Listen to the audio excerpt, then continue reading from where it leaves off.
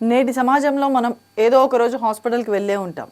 హాస్పిటల్కి వెళ్ళినప్పుడు డాక్టర్ అక్కడ మనకి కొన్ని టెస్టులు చేయిస్తారు. అసలు ఆ టెస్టులు ఎందుకు చేయించారు, అసలు ఆ టెస్టులు అవసరమా అని ఎప్పుడైనా మీకు అనిపించిందా? మీరు హాస్పిటల్లో బిల్ కట్టినప్పుడు అబ్బా ఇంత బిల్లా, ఈజ్ ఇట్ వర్తబుల్ అని చెప్పి ఎప్పుడైనా ఫీల్ అయ్యారా? ప్రైవేట్ హాస్పిటల్స్ ఏ విధంగా మోసం చేస్తున్నాయో మీకు తెలుసా?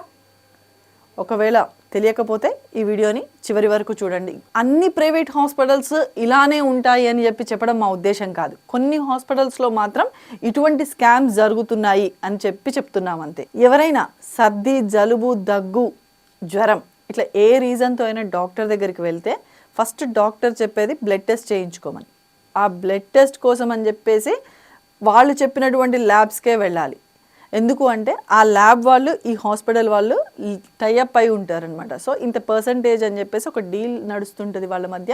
సో అందుకని చెప్పేసి పర్టికులర్ ల్యాబ్కే వెళ్ళండి, టెస్టులు చేయించుకోండి అని చెప్తుంటారు కొంతమంది డాక్టర్లు. కొన్ని హాస్పిటల్స్లో అయితే, ఇంకొన్ని హాస్పిటల్స్లో ఎట్లా అంటే వాళ్ళకి సంబంధించినటువంటి ల్యాబ్స్ కూడా ఉంటాయి, ఇక్కడే టెస్టులు చేయించుకోండి అని కూడా చెప్తుంటారు. ఎందుకు అంటే వాళ్ళకి ప్రాఫిట్స్ వస్తాయి కాబట్టి. ఏదేమైనా అన్నీ కొన్నిసార్లు అయితే టెస్టులు అనేది అవసరమే, బట్ కొన్నిసార్లు ఏంటంటే అనవసరంగా కూడా టెస్టులు చేయించి తప్పుడు రిపోర్ట్స్ ఇవ్వడం కూడా జరుగుతుంటాయి కొన్ని సిచ్యువేషన్స్లలో.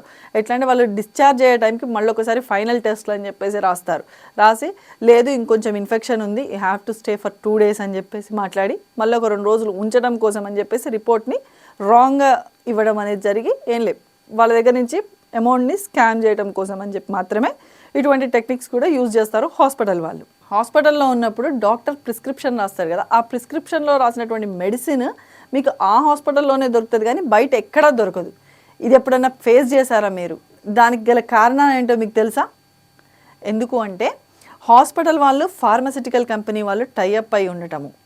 అందువల్ల ఏమైందంటే వాళ్ళకు కూడా కమిషన్ బేస్డ్ అనేది మాట్లాడుకుంటారు. అందుకని చెప్పేసి ఆ కంపెనీ ఫార్మసిటికల్ కంపెనీకి సంబంధించినటువంటి మెడిసిన్ మాత్రం వాళ్ళ ఒక హాస్పిటల్లోనే అమ్ముతారనమాట, బయట ఎక్కడ కూడా దొరకదు అని చెప్పేసి చెప్తారు. అండ్ ఇంకొక పాయింట్ వచ్చేసేసి సేమ్ ఫార్ములాతో ఉన్నటువంటి మెడిసిన్ ఉంటుంది, కాకపోతే కంపెనీస్ డిఫరెంట్ అయి ఉండొచ్చు. ఆ ప్రోడక్ట్ బయట దొరుకుతుంది, మెడికల్ షాప్లో తక్కువ రేటుకి కూడా దొరుకుతుంది, అయినా కూడా డాక్టర్స్ ప్రిఫర్ చేయరు. లేదు ఇదే కంపెనీది ఇక్కడే తీసుకోండి అని చెప్పి చెప్తారు. సో మనం ఆ ప్రాణభయంతోనో లేకపోతే మనకు జబ్బు తక్కువ కావాలన్న దాంతో మనం అక్కడే తీసుకుంటాం మెడిసిన్. ఇది ఒక రకమైన స్కామ్. అయితే ఇంకొకటి ఏం చేస్తారంటే హాస్పిటల్ వాళ్ళే ఒక ఫార్మసిటికల్ కంపెనీ అనేది వాళ్ళ ఓన్గా ఉంటుంది, వాళ్ళ మెడిసిన్ మాత్రమే తీసుకోవాలి అన్న విధంగా, ఎందుకు వాళ్ళకి ప్రాఫిట్స్ రావాలి అని చెప్పేసి వాళ్ళ ఫార్మా కంపెనీ రిలేటెడ్ ప్రొడక్ట్స్నే వాడాలి అని చెప్పేసి కూడా అవే మెడిసిన్ని రాయటం అనేది జరుగుతుంది. హాస్పిటల్కి వచ్చినటువంటి పేషెంట్కి కొన్ని సదుపాయాలను చూపించి ఎట్లా అట్రాక్ట్ చేసి వాళ్ళ దగ్గర నుంచి పైసలు దండుకోవాలి అని చెప్పేసి ప్రయత్నాలు అయితే చేస్తుంటాయి హాస్పిటల్ వాళ్ళు. ముందుగా మనం వెళ్ళగానే మనకు ఒక అప్లికేషన్ ఫామ్ ఇస్తారు. ఆ అప్లికేషన్ ఫామ్ ఫిలప్ చేయడంలోనే మన బడ్జెట్ ఎంత వేయాలి అన్న ఒక ఎస్టిమేషన్కి వస్తారు హాస్పిటలైజ్డ్ వాళ్ళు అయితే. ఎట్లా అంటే ఫస్ట్ రూమ్స్ దగ్గర ఉంటుంది అనమాట clarification. Ordinary room, deluxe room and super deluxe room, ఈ 3 కేటగిరీస్లో అసలు మనం ఏది సెలెక్ట్ చేసుకున్నాము అన్న దాన్ని బట్టి ఫైనల్గా మన బిల్ అనేది కన్క్లూజన్ వస్తుంది. ఒకవేళ ఆర్డినరీ రూమ్ సెలెక్ట్ చేసుకుంటే ఇంత అమౌంట్ అని చెప్పేసి, డీలక్స్ ఆర్ సూపర్ డీలక్స్ ఇట్లా ఏ కేటగరైజ్కి తగ్గట్టు దానికి అంత అమౌంట్ అనేది పర్టికులర్గా వాళ్ళు పెట్టుకుంటారనమాట. సో ఒకవేళ ఆ పేషెంట్ కనుక ఆ అమౌంట్ని రీచ్ అయితేనే డిశ్చార్జ్ అనేది రిలీజ్ చేస్తారు. లేని పక్షాన అంటే ఒకవేళ ఆ ప్రాబ్లం కనుక సార్ట్ అవుట్ అయిపోయి వాళ్ళు డిశ్చార్జ్ చేయొచ్చు అంటే లేదు మీకు ఇంకా క్యూర్ అవ్వాలి, మీరు ఇంకా అబ్జర్వేషన్లో ఉండాలి అని చెప్పేసి ఫైనల్గా వాళ్ళ బిల్ అనే గోల్ ఉంటుంది కదా, అది రీచ్ అయ్యే వరకు కూడా ఈ పేషెంట్ని అయితే డిశ్చార్జ్ చేయడం అనేది చేయరనమాట. హాస్పిటల్లో జరుగుతున్నటువంటి మరో స్కామ్ ఆపరేషన్స్. అవసరం ఉన్నా లేకున్నా కూడా ఆపరేషన్స్ అనేవి జరుగుతుంటాయి.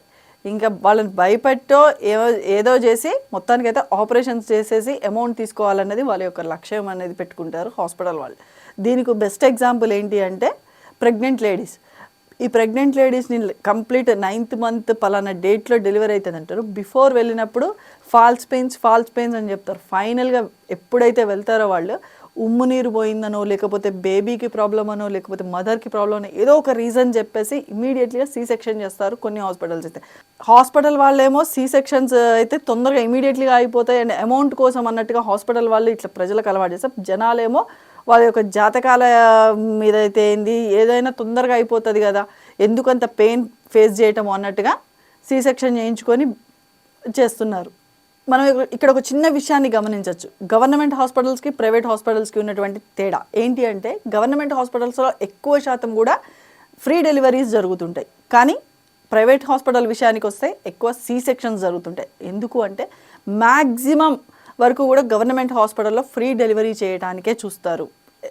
ఎందుకు అంటే ఒకవేళ ఇన్ కేస్ బేబీకి ఆర్ మదర్కి ఏమైనా ప్రాబ్లమాటిక్గా ఉంది అన్నప్పుడు మాత్రమే సి సెక్షన్ చేస్తారు గవర్నమెంట్ హాస్పిటల్స్లో. అదే ప్రైవేట్ సెక్షన్స్లో అయితే మాత్రం ఎట్టి పరిస్థితిలో కూడా వెళ్ళారు అంటే ఇమీడియట్లీగా సి సెక్షన్ చేసేస్తారు. పూర్వకాలంలో చూసుకుంటే నార్మల్ డెలివరీస్కి ఎక్కువ ఛాన్సెస్ ఉండేది. ప్రైవేట్ హాస్పిటల్స్ వచ్చినాక ఫ్రీ డెలివరీస్ కన్నా కూడా సి సెక్షన్స్ అనేవి ఎక్కువైపోయాయి. ఈ విధంగా కూడా ప్రైవేట్ హాస్పిటల్స్లలో స్కామ్ జరుగుతుందని చెప్పుకోవచ్చు. ఇదే విధంగా పేషెంట్స్ని భయపెట్టి అవసరం లేకపోయినా కూడా సర్జరీ అనేది ఇంపార్టెంట్, మీకు లేకపోతే లైఫ్ థ్రెట్ ఉంది అని చెప్పేసి వాళ్ళకి సర్జరీ చేయడం జరుగుతుంది. ఇదొక రకమైన స్కామ్ జరుగుతుంది హాస్పిటల్స్లో. హాస్పిటల్లో జరిగే మరో స్కామ్ ఆర్గన్ స్కామ్. ఈ ఆర్గన్ స్కామ్ అసలు ఏ విధంగా జరుగుతుందో మీకు ఏమైనా ఐడియా ఉందా? ఏ విధంగా జరుగుతుందంటే, ఎవరైనా ఒక పేషెంట్ ఎవరైనా ఒకరు హాస్పిటల్కి వెళ్ళినప్పుడు డాక్టర్ ఇట్లా కిడ్నీస్ ఫెయిల్ అయినాయి అని చెప్పేసి ఆపరేషన్ నెసెసరీ అని చెప్తారు కదా. ఆ సిచ్యువేషన్స్లో వాళ్ళకి ఆపరేషన్ థియేటర్లో ఉన్నప్పుడు ఒక కిడ్నీ అనేది అసలు ఫెయిల్యూర్ కాకముందే ఫెయిల్ అయిందని చెప్పేసి చెప్తారు. చెప్పి ఆ ఒక కిడ్నీని మాయం చేసేస్తారనమాట. ఇదొక రకం. అయితే ఇంకొక రకం వచ్చేసి ఆర్థికంగా వెనుకబడిన వాళ్ళని ట్రాప్ చేసేసి వాళ్ళకి అమౌంట్ ఇస్తామని చెప్పేసి వాళ్ళ దగ్గర నుంచి ఆర్గన్స్ అనేది తీసుకొని వాళ్ళకి ఇంత అమౌంట్ ఆఫ్ మనీని ఇచ్చేసేసి ఆ ఆర్గన్ని ఎక్కువ అమౌంట్కి అమ్ముకోవడం అనేది జరుగుతుంది. విదేశాలకు అమ్ముకోవచ్చు, లేకపోతే ఇంకెవరికైనా కూడా అమ్మడం అయితే జరుగుతుంది ఈ ఆర్గన్స్ అనేది. ఇట్లా చేస్తారు స్కామ్. ఇంకొకటి ఎట్లా అంటే, ఒకవేళ పేషెంట్ చనిపోయినాక ఆర్గన్స్ డొనేట్ చేస్తామని చెప్పేసి చెప్తారు కదా, ఆ పేషెంట్స్ బ్రెయిన్ డెడ్ అవ్వటము, ఇట్లాంటి పేషెంట్స్ యొక్క ఆర్గన్స్ డొనేషన్లో కూడా డొనేట్ చేస్తే మేము సేవ్ చేస్తాం వాటిని అని చెప్పి చెప్తారు. కానీ నిజానికి అక్కడ అవి కూడా కొన్ని అమ్మేసుకోవడం అనేది జరుగుతుంది కొన్ని హాస్పిటల్స్లో. అయితే డాక్టర్కున్న మరో పేరు కనిపించే దేవుడు. మరి ఆ డాక్టర్ దగ్గర ఎప్పుడు కూడా అబద్ధం చెప్పొద్దు, నిజమే చెప్పాలి అని చెప్తుంటారు.